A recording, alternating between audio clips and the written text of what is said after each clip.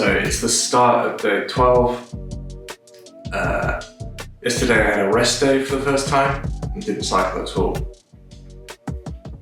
And my legs were sore all day yesterday and they're pretty sore this morning still. I feel like taking the rest has just made them realise, oh, maybe we should try and recover. I think what I'll do is I'll do some foam rolling and stuff and they'll loosen up pretty quick and we should be good to go. I've still got this throat nose thing that I caught off Sarah, but I don't think it's really that bad for me, fortunately, so I don't think it's really going to affect my cycling at all, which is good news. So yeah, we're in a good position really. The bike got cleaned like day 9, day 10, so all the drive tone is completely like sparkling clean and I'm not losing any energy that way. I did make some changes to the handlebars to try and add some like extra places to put my hands so my wrists don't get so sore. That was only moderate success, so I'm going to need to revisit that and probably retake the whole handlebar at some point, but that's not one for today. Maybe later this weekend or something. I'll have another go at that. So yesterday, rest day before we ended up in Sinzin in Germany, kind of down in a little river valley. Probably going to go along that river valley a little bit more and continue our journey over towards Frankfurt. It should be, fairly smooth, bit of uphill I imagine to get towards Frankfurt, but not too bad. Not too bad. We'll sail along the river if we can. And then once we're past Frankfurt, we've only got the rest of Germany to cross and then into Austria. And yeah, I think we'll start to see our first proper hills and mountains coming into view. Which will be a nice little surprise.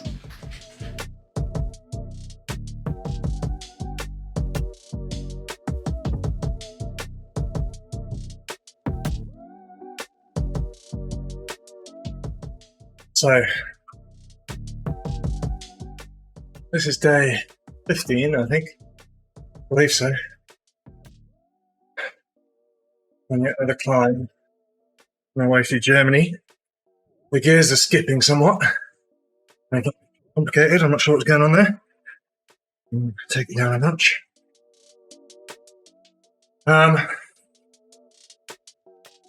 Performance is pretty good. Trying to get some extra kilometers under my belt again to catch up. With a rest day I took on day 10. And I'm approaching, having a rest day in the bag again, but I won't be using that until at least day 20, if not beyond. I think I'm about 1,200 kilometers done so far, which is great. It's a great place to be in. I'm really keen to get to Austria though. I really want to get to Austria. Germany just seems so far. Like, this is what's going on in front of me. So I added these bars so I can get nice and low and rest my forearms on something that is not just metal or wood. Everything's like set up on this desk in front of me. My phone is like actually what all the sensors are hooked up to, and then that relays to the computer. Got a microphone, obviously. And then I've actually got a standing desk. So this is like the platform for my standing desk, my monitor and all of the main monitor and stuff. Keyboard all up there. And I have a mouse right here. But this is nice. So this has just gone on last night. So it's the first ride where I get to actually have a little bit of a break like that. So normally when you're cycling, something like, I think 70% of your weight is supposed to be on your seat and then 30% on your handlebars or something. And this just lets you adjust that a bit so you can take some pressure off your ass. As it's constantly hurting for various reasons. But also your hands, your wrists and your hands end up really sore. Just because you don't have enough positions to keep moving them in and finding somewhere comfortable. So it actually makes a massive difference to have this. It's just, for one, it's like more places I can put my hands in slightly different ways, but also if I just want to like really take the weight off my seat, I can put a lot more onto my, it's not exactly my elbows, my forearms, which is nice. And I like not actually have my hands on anything at all. Right there. Technology. So this is tracking my heart rate. This is also tracking my heart rate, but it's not being used for this.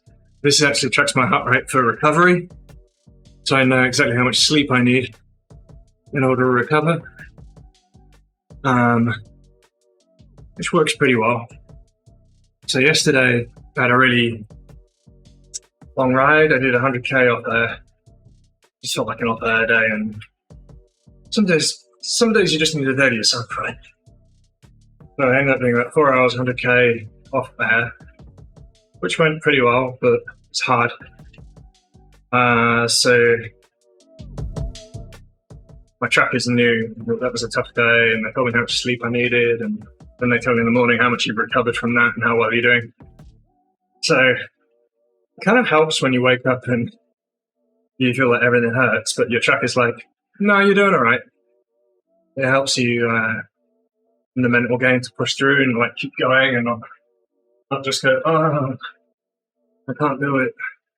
I didn't really have a concept of how far 8,000 kilometers was, right? Because, I've never even done 1,000 kilometers, or I've never done 100 kilometers.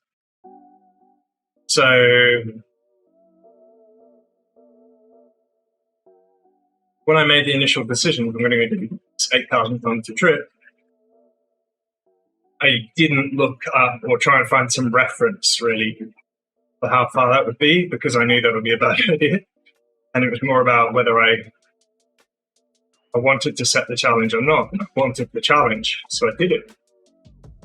But then once I've started, for me, it's all about knowing what is that completion, how much have I done, even if it's just a little bit. Seeing it creep up day by day, 1% a day, so it's good. I'm back on the bike. I've just started stage 27 on day 26. And we are now over 2,000 kilometers into our 8,000 kilometer journey, which is really fantastic. We're over a quarter of the way. It's a big milestone. We're started at a place called Sarasut in Hungary. I'm completely mangling the pronunciation of that. I apologize. My Hungarian is definitely not there. So it's great to have made, all this distance so far and to overcome so much physically. I wanted to talk today though, about how difficult I'm finding it mentally at the moment. The physical stuff has been, don't get me wrong, very, very hard. But, I'm on pace. I'm taking the recovery days where I need to. But in the last 5 days in particular, I've really noticed how hard it is to do this kind of long distance challenge in basically in 4 walls in this room. And, I've thought a lot about the differences between doing this in the real world and how that would feel. And, the difficulties that might be there when you're doing the real world, traffic for one. But what I hadn't expected was how much harder mentally it might make it to do it in one place. I've got nothing to look at. I go up a hill and I don't get the view. I don't get I get none of the environment around me. I'm just here in this room. And that's really tough. So I've been live streaming, and that's dropped off a lot. And the reason that's dropped off is not because I haven't, I guess, I've liked doing it and I've liked interacting with people, and it can be a really good distraction. But again, it's just mentally tough to do that and to, talk about everything that's going on in Afghanistan and to do that every day is actually really hard on me mentally. I can't imagine how hard it is actually for people there, but that's not my situation. This is my situation, and I'm just trying to do that the best I can, I suppose. So,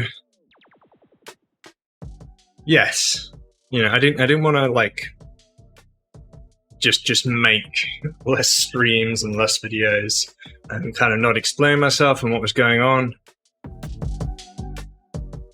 It's really important to me to complete this challenge, and that means that I need to do what's best for both my physical health and my mental health.